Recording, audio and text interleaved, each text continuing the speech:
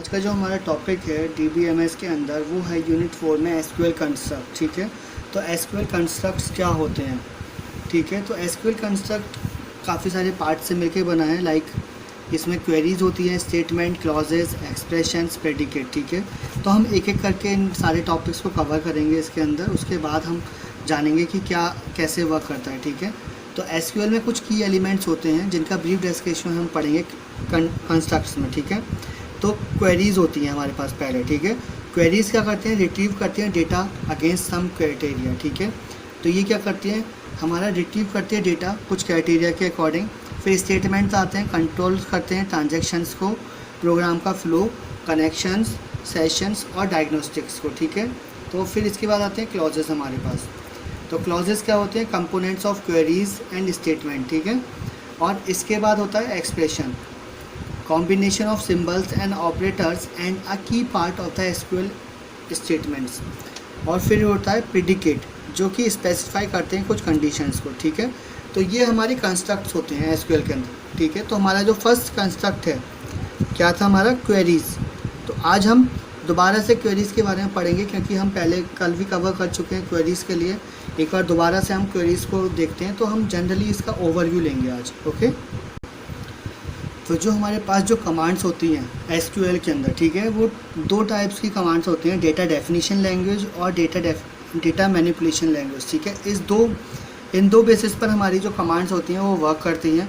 तो हम कह सकते हैं कि डेटा डेफिनेशन लैंग्वेज में काफ़ी सारी कमांड्स हैं और डेटा मैनिपुलेशन लैंग्वेज में। ठीक है, अब हम एक एक करके इन कमांड्स के बारे में देखते हैं। ठीक है, तो डेटा डेफिनेशन लैंग्वेज में हमारे पास जो कमांड्स होती हैं वो कौन सी होती हैं, या क्वेरीज कह सकते हैं। क्वेरीज जो होती है हमारी क्रिएट होती है, ठीक है, ड्रॉप, ऑल्टर। ठीक है, ये तीन होती हैं बेसिकली हमारे पास में, क्रिएट, ड्रॉप, ऑल्टर। क्रिएट से क्या होता है, ये नए डेटाबेस को क्रिएट करने में हेल्प करती है हमारी। ड्रॉप क्या करती है, ड्रॉप कमांड्स करती है, लाइक व्यूज़, टेबल्स और डेटाबेसेस को ड्रॉप करने के लिए। ठीक है, या फिर डिलीट करने के लिए कह सकते हैं। ठीक है, डिलीट और ड्रॉप डिफरेंट हैं, दोनों ही अलग अलग हैं इनका वर्किंग। ठीक है, पर आप एक जनरल वे में समझ सकते हैं कि डिलीट करने के लिए यूज़फुल होती है। ठीक है, ऑल्टर जो होती है ये करती है मॉडिफिकेशन हमारी, किसी भी एट्रीब्यूट को या फिर किसी भी टेबल के अंदर कोई भी हमारा जो रिलेशन है वो मॉडिफाई हो जाता है इसकी वजह से। ठीक है, तो ये क्या करते हैं, एट्रीब्यूट करते हैं रिलेशंस के अंदर articles with the name, subject और स्ट्रिंग। तो alter table, article, add subject, where. ठीक है, तो यहाँ पर ये मॉडिफिकेशन के लिए यूज़ होती है। फिर आता है डेटा मैनिपुलेशन लैंग्वेज। ठीक है, इसमें काफ़ी सारी कमांड्स हैं, बेसिकली हमारे पास 4 हैं यहाँ पर जो दी हुई हैं, सेलेक्ट, इंसर्ट, अपडेट और डिलीट। ठीक है, तो ये हमारे पास 4 हैं। इसके बाद हम देखेंगे टेबल्स में कैसे वर्क करना है। ठीक है, तो SQL is equipped with data manipulation language DML. DML modifies the database instances by inserting, updating and deleting its data. DML is responsible for all forms data modification in a database. SQL contains the following set of commands in its DML section. ठीक है, तो DML क्या होता है, equipped होता है data manipulation language, इसको DML भी बोलते हैं। मॉडिफाई करता है डेटाबेस को, लाइक इंस्टेंसेस पे, जैसे कि इंसर्ट करना, अपडेट करना और डिलीट करना इसका डेटा को। ठीक है, तो ड्रॉप का होता है, ड्रॉप मतलब पूरा डेटा जो टेबल है वो डिलीट हो जा रहा है, और डिलीट करने से कोई भी डेटा है टेबल के अंदर का वो डिलीट होता है। ठीक है, तो यहाँ पर क्या है, सेलेक्ट, फ्रॉम, वेयर, ये तीन एक साथ यूज़ होते हैं।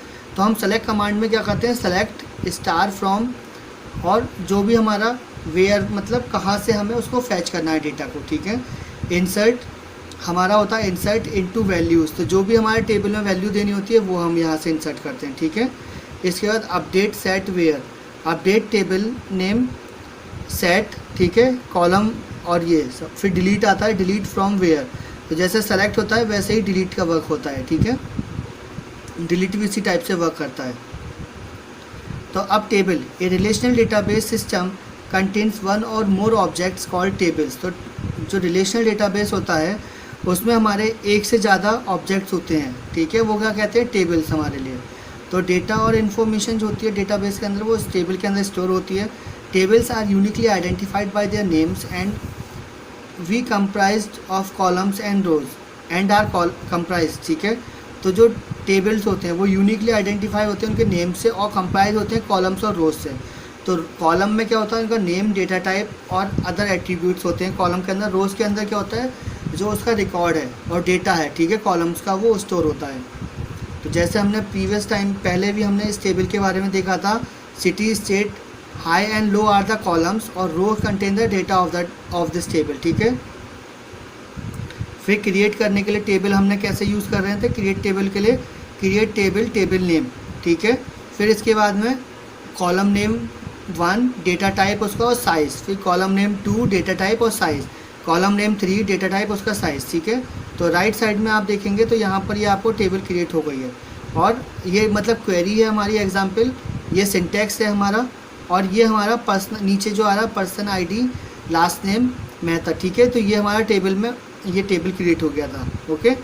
इसके बाद इंसर्ट इनटू टेबल, टेबल में कैसे हम इंसर्ट करते हैं वैल्यूज़ को अपने, insert into table name, column 1, column 2, column 3, ठीक है, वैल्यूज़, वैल्यू 1, वैल्यू 2। तो हम क्या कर रहे हैं, create table person ID int last name वेर के, तो ये हम इस टाइप से वैल्यू इंसर्ट करेंगे टेबल के अंदर, ठीक है। अपने वैल्यूज़ को जब भी हमें इंसर्ट करना है हम ये फॉर्मेट यूज़ करेंगे, ओके। इसके बाद आता है select statement, select column name from table name, ठीक है। तो select star from table name, तो हमें जब भी कोई टेबल को सेलेक्ट करना है, ठीक है, अपने डेटाबेस से, तो हम क्या करेंगे, बाय डिफ़ॉल्ट वहाँ पे जो हमारी क्वेरी होती है select star from table name हम यूज़ करते हैं, ठीक है। इससे क्या होता है, हमारा जो डेटाबेस होता है उसमें से एक टेबल हमारी पर्टिकुलर सेलेक्ट होकर आ जाती है। तो यहाँ पर हरी, मारिया एंडर्स, कस्टमर का नेम, एड्रेस और ये सब हरी, राम, श्याम, ये वाली टेबल हमारी सेलेक्ट होकर आ गई है इसमें, ठीक है। फिर अब हम सेलेक्ट करेंगे कोई पर्टिकुलर वैल्यू हमारे टेबल से, ठीक है। In a table a column में contain many duplicate values and sometimes you only want to list the different distinct values, ठीक है। तो डिस्टिंक्ट कीवर्ड हम यूज़ कर सकते हैं वहाँ पर, select distinct column name, comma column name from table name, ठीक है। तो ये इसका एग्जाम्पल अब देखते हैं, यहाँ पर एग्जाम्पल अभी ये जो टेबल है यहाँ पर हम इसका एग्जाम्पल में ले सकते हैं कि सेलेक्ट डिस्टिंक्ट कॉलम नेम हम कौन से लेंगे, कस्टमर नेम, ठीक है, और फ्रॉम टेबल नेम, ठीक है। तो टेबल का नेम क्या जाएगा, जो भी हमारा इसका टेबल का नेम होगा वो सेलेक्ट होकर आ जाएगा। फिर वेयर क्लॉज होती है, ठीक है। Where clause, the where clause is use to extract only those records that fulfill a specified criteria, ठीक है। जब भी हमारा कोई स्पेसिफिक क्राइटेरिया जो फुलफ़िल किया जाता है वो वेयर क्लॉज फुलफ़िल करते हैं, ठीक है। Select column name, comma column name from table name where column name operator value, ठीक है। तो select star from customers where country equal to Mexico, तो मैक्सिको कंट्री से क्या आएंगे, राम और श्याम सेलेक्ट होकर आ जाएंगे, ठीक है। इसके बाद एंड और क्लॉज, तो एंड और the end operator displace the record, तो यहाँ पे क्या होगा, जब भी हमारी एंड में क्या होगा कि दोनों कंडीशंस हमारी ट्रू होनी चाहिए तभी वो एग्जीक्यूट होगी। अगर हमारी एक भी कंडीशन फॉल्स है तो वहाँ पे एंड नहीं एग्जीक्यूट होगा और ऑपरेटर यूज़ हो जाएगा, ठीक है। और तो ये क्या करता है, और में क्या होता है, या तो फर्स्ट या फिर सेकंड, दोनों में से एक ट्रू होनी चाहिए, और एंड में फर्स्ट और सेकंड दोनों ही ट्रू होनी चाहिए। तो इसकी जो क्वेरी है वो चलती है, select star from customers where country equal to Germany and city equal to Berlin और सिटी इक्वल टू मुंचेन, ठीक है। तो इस टाइप से। फिर delete statement, delete from table name where some column equal to some value, ठीक है। तो हम क्या करते हैं, डिलीट से क्या होता है, टेबल के अंदर कोई भी वैल्यू है हम उसको डिलीट करते हैं, ठीक है। और ड्रॉप से क्या होता है, हम पूरे टेबल को डिलीट करते हैं। डिफरेंस आपको क्लियर होगा आई थिंक अब, ठीक है। तो यहाँ से delete from customers where customer name equal to Hari and city equal to Berlin, तो यहाँ से हरी जो है अगर उसकी सिटी बर्लिन है तो वो डिलीट हो जाएगा, ठीक है। Delete from customers where customer name equal to Ram and country equal to Germany, तो अगर जर्मनी होता राम के आगे तो वो डिलीट हो जाता कंट्री, पर कंट्री क्या है, मैक्सिको है, तो वो डिलीट नहीं होगा। फिर update table name, set column 1 equal to value 1, column 2 equal to value 2 where some column equal to some value.